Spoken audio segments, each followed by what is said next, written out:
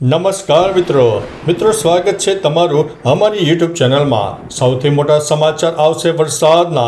ડાંગ જિલ્લામાં મેઘરાજાની ધમાકેદાર બેટિંગ શરૂ થઈ ગઈ છે, જેમાં આહવા, વઘઈ અને સુબીર તાલુકામાં ભારે વરસાદ થઈ રહ્યો છે। ત્યારે ભારે વરસાદને લઈને ગીરમાળ ધોધ પણ સક્રિય થઈ ગયો છે। સિંગાણા ગામ નજીક પૂર્ણા નદી પર આવેલો આ ધોધ સક્રિય થતા પ્રવાસીઓ માટે આકર્ષણનું કેન્દ્ર બન્યું છે। ગીરા ધોધ બાદ ડાંગ જિલ્લામાં પણ ગીરમાળ ધોધ વધુ પ્રચલિત છે।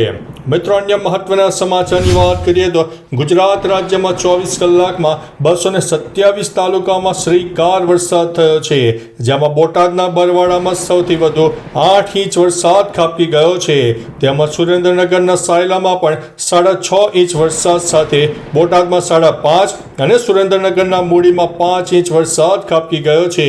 જામનગરના જોડિયામાં 5.25 ઇંચ વરસાદ પણ થઈ ગયો છે। તેમજ ઉમરાળા અને થાનગઢમાં પણ 5 ઇંચ વરસાદથી પાણી થઈ ગયું છે। મિત્રો, અન્ય મહત્વના સમાચારની વાત કરીએ તો અમદાવાદ શહેરમાં રાત્રિ દરમિયાન પડેલો વરસાદ સવારના સમયે આફત બન્યો હતો। સોલા વિસ્તારના સિનિયર સિટીઝન પાર્ક રસ્તા ઉપર ભારે વરસાદી પાણી ભરાયા હતા। વરસાદી પાણી ભરાવાને કારણે બાળકોને શાળા મૂકવા માટે જઈ રહેલા વાલીઓ અટવાઈ ગયા હતા। શાળામાં બાળકને મૂકવા છતાં વાલીઓના વાહન પણ બંધ પડી ગયા હતા। કેટલાક વાલીઓ તેને ઉંચકીને બાળકોને રોડ ક્રોસ કરાવી રહ્યા હતા અને મજબૂર બન્યા હતા। મિત્રો, અન્ય મહત્વના સમાચારની વાત કરીએ તો ગુજરાત રાજ્યમાં આગામી 7 દિવસ ભારે વરસાદની આગાહી છે, જેમાં ભારેથી અતિ ભારે વરસાદની હવામાન વિભાગે આગાહી કરી છે। લો પ્રેશર સિસ્ટમ સક્રિય થવાથી વરસાદ આવશે, જેમાં અમદાવાદ, આણંદ, ભરૂચ, સુરેન્દ્રનગરમાં વરસાદનું રેડ એલર્ટ આપવામાં આવ્યું છે। તેમજ ભાવનગર, બોટાદ, પોરબંદર અને જૂનાગઢમાં રેડ એલર્ટ સાથે અમદાવાદમાં થંડરસ્ટોર્મ એક્ટિવિટીને લઈને વરસાદની શક્યતા વર્ણવવામાં આવી છે। ઉત્તર ગુજરાતના જિલ્લામાં પણ ભારે વરસાદની આગાહી સાથે દક્ષિણ ગુજરાત અને સૌરાષ્ટ્રમાં પણ ભારે વરસાદની સંભાવના રહે છે। મિત્રો, અન્ય મહત્વના સમાચારની વાત કરીએ તો ભાવનગરના વલભીપુરમાં પણ ધોધમાર વરસાદ પડ્યો, જેમાં તોતણીયાળા ગામ વરસાદના કારણે પ્રભાવિત થયું છે। તોતણીયાળા ગામમાં કેરી નદીમાં પાણી પણ ફરી વળ્યા છે। ગામમાં પાણી ફરી વળતા લોકોને ભારે હાલાકી પડી રહી છે, જેમાં એક ગામથી બીજા ગામનો સંપર્ક પણ તૂટ્યો છે। તેમજ વરસાદને લઈને ઘણા ખેતરોમાં પાણી ફરી વળ્યા છે। મિત્રો, અન્ય મહત્વના સમાચારની વાત કરીએ તો સુરતમાં ફરી એકવાર મેઘરાજાની એન્ટ્રી થઈ છે, જેમાં ભારે પવન સાથે વરસાદ પડ્યો છે। તેમાં જહાંગીરપુરા, રાંદેર, અડાજણમાં વરસાદ ખાબકી ગયો છે।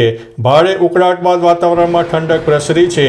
વરસાદ પડતા લોકોમાં ખુશીનો માહોલ પણ જોવા મળ્યો હતો। સુરત સહિત દક્ષિણ ગુજરાતમાં પણ વરસાદનું ઓરેન્જ એલર્ટ આપવામાં આવ્યું છે। વહેલી સવારથી સુરતમાં વરસાદી માહોલ જામી ગયો છે। પહેલા જ વરસાદમાં મહાનગરપાલિકાની કામગીરી ઉપર સવાલો પણ ઊભા થઈ રહ્યા છે। મિત્રો, અન્ય મહત્વના સમાચારની વાત કરીએ તો 8 જિલ્લામાં વરસાદનું એલર્ટ આપવામાં આવ્યું છે। હવામાન વિભાગે 25 જૂન સુધી રાજ્યમાં ભારેથી અતિ ભારે વરસાદની આગાહી કરી છે। ત્યારે ભરૂચ, સુરત, તાપી, ડાંગ, નવસારી, વલસાડ, દમણ અને દાદરાનગર હવેલીમાં વરસાદનું એલર્ટ આપવામાં આવ્યું છે। હજુ પણ દક્ષિણ ગુજરાતના અનેક વિસ્તારમાં વરસાદનું એલર્ટ છે।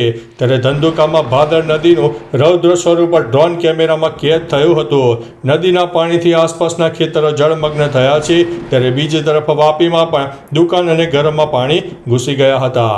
મિત્રો, અન્ય મહત્વના સમાચારની વાત કરીએ તો રાજકોટ મહાનગરપાલિકાના ભ્રષ્ટ તંત્રની પોલ ખુલી છે। 6 ઇંચ વરસાદે જ દિવાનપરામાં મોટો ભૂવો પડ્યો। ગત વર્ષે યોગ્ય કામગીરી ન કરતા આ વર્ષે ભૂવો પડ્યાનો સ્થાનિકોનો આક્ષેપ છે। મિત્રો, અન્ય મહત્વના સમાચારની વાત કરીએ તો ઓલપાડના કોડસદમાં વરસાદી પાણીનો ભરાવો થયો છે। ગટર સફાઈના અભાવે નીચાણવાળા વિસ્તારો જળબંબાકાર થયા છે અને દુકાનોમાં પણ પાણી ઘૂસી ગયા છે। મિત્રો, અન્ય મહત્વના સમાચારની વાત કરીએ તો અંકલેશ્વર પંથકમાં પણ મેઘરાજાની ધમાકેદાર બેટિંગ જોવા મળી।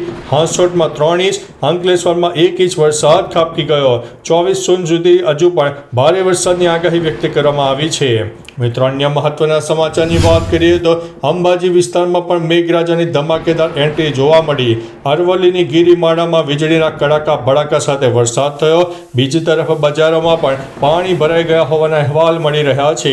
મિત્રો, અન્ય મહત્વના સમાચારની વાત કરીએ તો નવસારી જિલ્લામાં પણ શ્રીકાર વરસાદ થયો છે। વાંસદામાં 1 અને ખેરગામમાં 2 ઇંચ વરસાદ થયો। ત્યારે 24 કલાકમાં જિલ્લામાં 1.5 ઇંચ વરસાદ પણ ખાબકી ગયો છે. તો ચાલો મિત્રો, ફરીથી હવામાનની લેટેસ્ટ માહિતી લઈને મળતા રહીશું. ત્યાં સુધી અમને રજા આપશો. નમસ્તે.